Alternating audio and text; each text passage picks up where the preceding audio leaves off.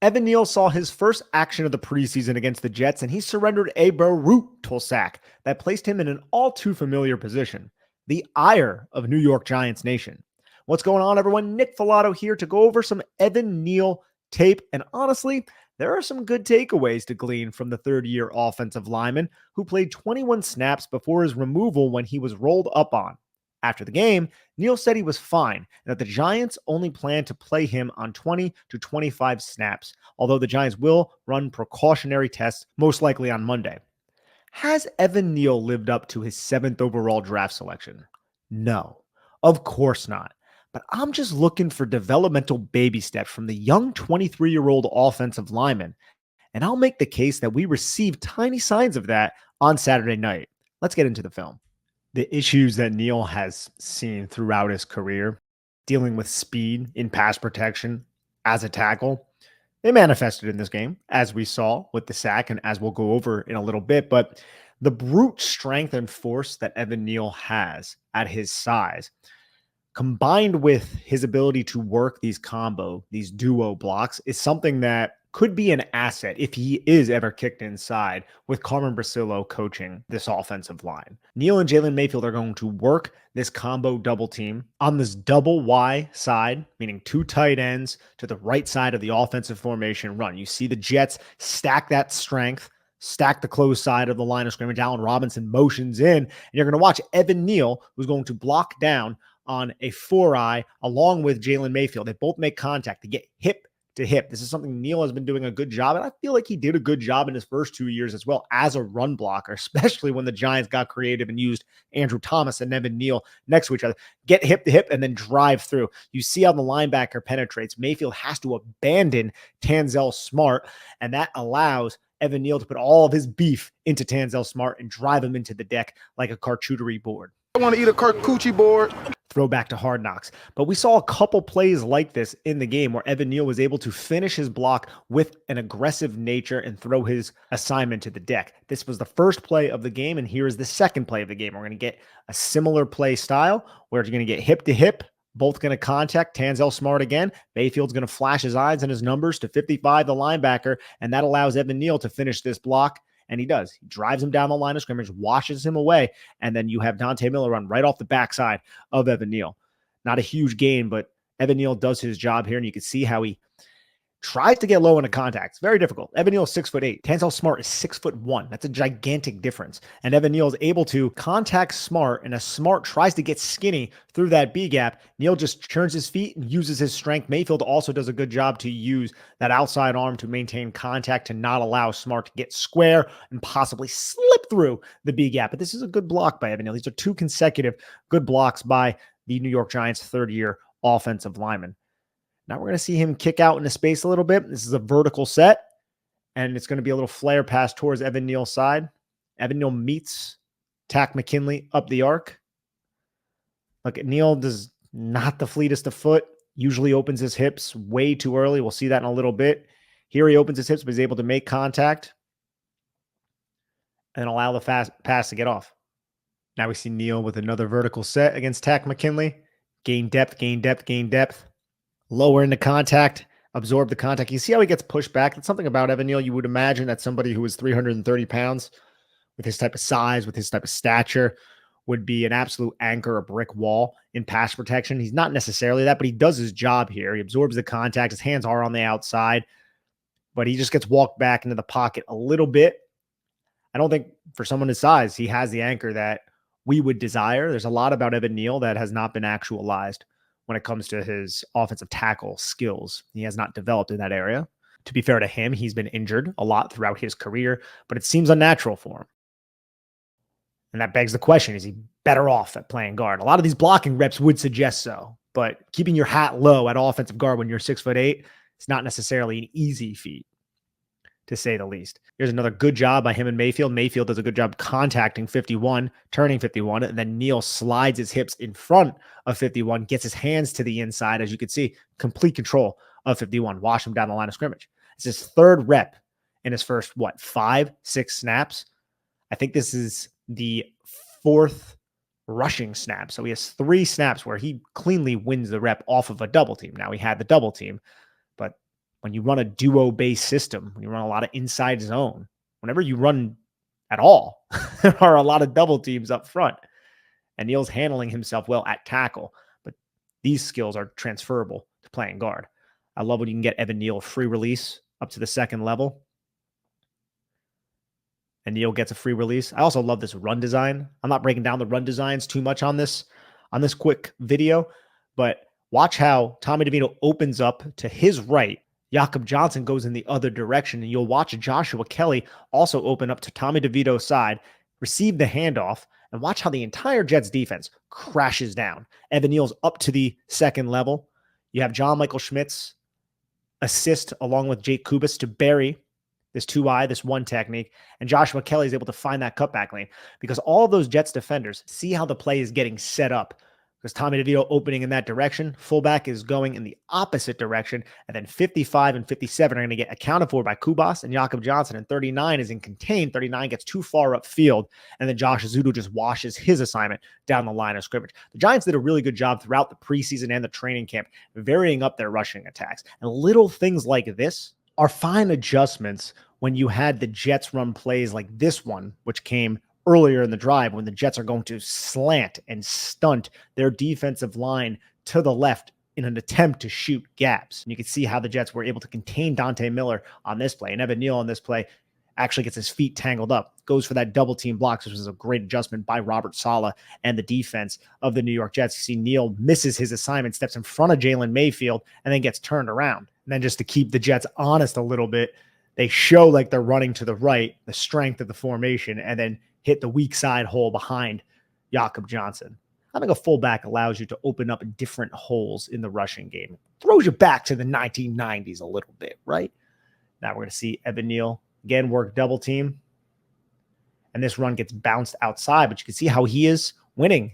Mayfield climbs 55, 51 is turned again. How many times are we going to see a Jets defensive lineman, their shoulder be attached to the chest of Evan Neal, with Evan Neal driving and washing that defensive lineman down the line of scrimmage? So you're seeing good footwork. You're seeing solid leverage overall. You're seeing strength at the point of attack. Now, to be fair, Neal's going up against fringe roster players for the New York Jets. So we have to keep that in mind, take that into account. But Neal hasn't played football in a while. He's recovering from injury. He doesn't look 100%, or he doesn't really look spry, quick, or overly explosive, but he also hasn't really looked like that over the last 2 years, although he wasn't really healthy during those times too. A lot of variables here, ladies and gentlemen, but you're seeing solid combo work from Evan Neal. I wish we got to see him at guard a little bit. And here we see a pass set where he doesn't surrender a sack. He's on an island though. You can see the Giants are going to slide slightly to the left because they have 4 guys to the 2-eye shade on Evan Neal's side and over. So Neal is going to be isolated against Eric Watts. Does a good job. Look, not necessarily a vertical set, sets on a good angle, gets square to target, but he gets pushed back a little bit, right? You want to see a more sturdy anchor, but he's able to frame up the block and not lose around his outside shoulder. That's all we're asking for at this point. But next play, Takk McKinley, a little bit more of an explosive player. Evan Neal said he mischose his angle, his set angle, and he goes a little bit more vertical here. Maybe he wanted to flatten out to meet Takk McKinley, to not allow Takk McKinley to have such easy access through the outside shoulder of Evan Neal, which resulted in this sack of Tommy DeVito. You could see, what is that? 1, 2. On that second foot, before that third foot's down, Evan Neal's hips are opening up.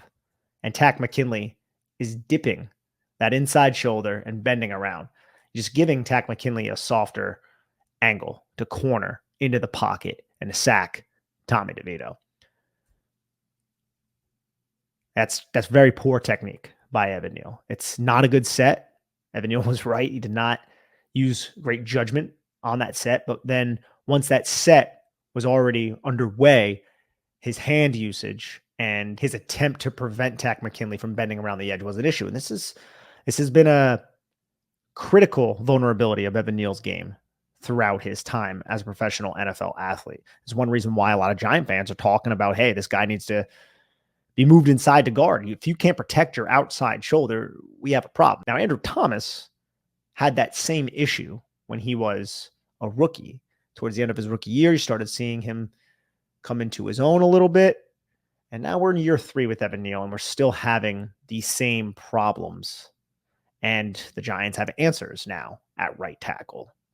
Begs the question, when or if the Giants will move Neal inside and give him a realistic shot to earn some snaps there. Or will they play 34-year-old Greg Van Roten instead? Or Aaron Stinney? Guess we'll have to wait and see. But that was a poor play by Evan Neal, but it was one of his only very poor plays. You have other plays like this one where, look, he gets in front of the defensive lineman and then 55 breaks away from Mayfield. But if 55 doesn't break away from Mayfield as he does, Dante Miller might be able to hit that hole right behind Evan Neal's very large backside, right? 79, Smart does a good job keeping Neal off of him. Like, you want to see Neal win this rep initially. Neal allows Smart to get inside. Very easy for Smart to do that because he's 6'1", Neal 6'8". You can see how Smart's hands just attack Evan Neal's breastplate well before Evan Neal gets his hands into Smart. And you can see Evan Neal's feet are not in the ground. He's still trying to gain positioning. It's a little bit step behind. So a very good reactive play by Tanzel Smart. But then Neal, his high nature, gets pulled down, but he's able to reestablish himself in the ground. By that point, 55 is making the tackle on Dante Miller. So this isn't a great rep from Evan Neal. Not a complete and utter loss. And I just say that because he was able to reestablish himself, but still not anything to write home about. Here we get another vertical set from Evan Neal. See how he sets. 58 is trying to set Neal up. Neal exercises a little bit of patience here on an island because Johnson's vacating, so it's just Neal. You can see Neal's hands ready to attack. Then he attacks, makes contact. And on the contact, he's able to push 58 upward. I wouldn't say it's the cleanest contact, but it's contact and he gets in his way. That's all you're asking for. Leonard Taylor just absolutely put Austin Schlottman down on this play. Austin Schlottman does a friggin' split here when Leonard Taylor goes right around for this first sack. You got 3 sacks in a row here, and none of them are really Evan Neal's fault. Evan Neal gets blamed for some of this. This wasn't necessarily on Neal. I think there was one play where Neal definitely did not help the situation, but on this block, does a good job against 58. Meets 58, keeps his inside hand ready to assist Jalen Mayfield. Kicks out into space. And just stands up 58. And then on the second rep, it looks like 58's about to turn the corner. That's Eric Watts, by the way, 58. But Evan Neal does a good job basically throwing him up the pass rushing arc and allowing Tommy DeVito to step up into the pocket. On this play, 1, 2, 3, still square. Now he's going to meet 58, makes contact. And if there's one thing that Evan Neal needs to work on is that outside shoulder. I feel like he just too frequently opens his hips and allows these pass rushers to run right through the outside shoulder. It's an issue in his game. And on this play, it looks like he's about to. But 73, big old Evan Neal tosses him out of the club. Tommy DeVito ends up getting sacked. But it's a good recovery from Evan Neal. Then here again, it's not great, but it's not Evan Neal's fault necessarily. He met Watts, gets a push. Watts lands that long arm and then pushes Neal back. But Tommy DeVito's getting sacked from the other side because Josh Azudo gets pushed back. The offensive line just kind of collapsed at this point. 3 sacks in a row is not a winning formula at all. But this isn't necessarily on Evan Neal. Although you want to see a sturdier anchor. You want to see better hand placement. The feet aren't terrible, but not perfect either. Just generally speaking, in pass protection throughout this game, more so off judgment. And he's not the most fleet of foot, Evan Neal. But overall, after we saw and we witnessed that sack happen, we all believed Evan Neal had a terrible game. And I don't think he had a terrible game. I think there are certainly positive takeaways here. A lot of them are based off of his run blocking. But you even had a couple pass protection reps where he met the pass rusher up the arc. His hands were not crisp or perfect. I do believe, like I said a little bit earlier, the anchor needs a little bit of work, but the framing of the block was at least there outside of the sack that he surrendered. And at this point, I'm not looking for Evan Neal to play like a 7th overall draft selection. If he ever reaches that ceiling, gravy, absolute home run, consider it a grand slam. At this point, I just want Evan Neal to be a functional football player, somebody the New York Giants can plug into the lineup, and he's not a complete disaster, not a complete liability. And right now, and a lot of Giant fans feel this way, so this is not a hot take, I don't believe the potential of that reality is at tackle. It's more than likely at guard. And there were parts of this tape right here, the 21 plays, where you saw traits that seemingly translate to playing offensive guard. Just the duo blocking, the combo blocking. It's going to be difficult with that high hat that Evan Neal has. But at this point, him playing tackle is a work in progress. And you can continue to work at that. But it just seems like Evan Neal needs to be precise with his feet on almost every rep when he is going up against a speed type of rusher, somebody who is coming from a wide angle who can bend, a rusher like Brian Burns. I think Evan Neal must have precise footwork and above average to very good hand placement on the majority of those reps to not lose and to not get beat around his outside shoulder. And in the NFL, when you're going up against some of the best athletes in the world, it's very difficult to be on your game 100% of the time, to be that consistent. Now, to be fair to Evan Neal again, and I brought this up like 2 times already, it's hard to get that consistent when you are injured so frequently. So he needs to stay on the field to develop some sort of consistency at whatever position the New York Giants believe he should thrive in, believe he should be trained at. And part of me does believe that might be at guard at this point, but I don't want to overreact because I understand this is his first game action for a while. It's just when he's in pass protection, you can't have that liability on 3rd and 6 plus to not protect your right shoulder. You can't have a tight end or a running back consistently help you. It makes your offense way too predictable, allocating assets to somebody who can be a vulnerability to your offensive strategy. And at this point, that's what Evan Neal is when he's going up against starters at right tackle. I hope that can be rectified, but I am not overly confident that it will be. But I hope you guys enjoyed this video. Maybe we'll see Evan Neal at tackle. I would love if he can seize the day there, Avenged Sevenfold style, or we might just see him at guard. I'm unsure, but I hope you guys enjoyed this tape and this quick breakdown. I am Nick Falato signing off. Please have a lovely day.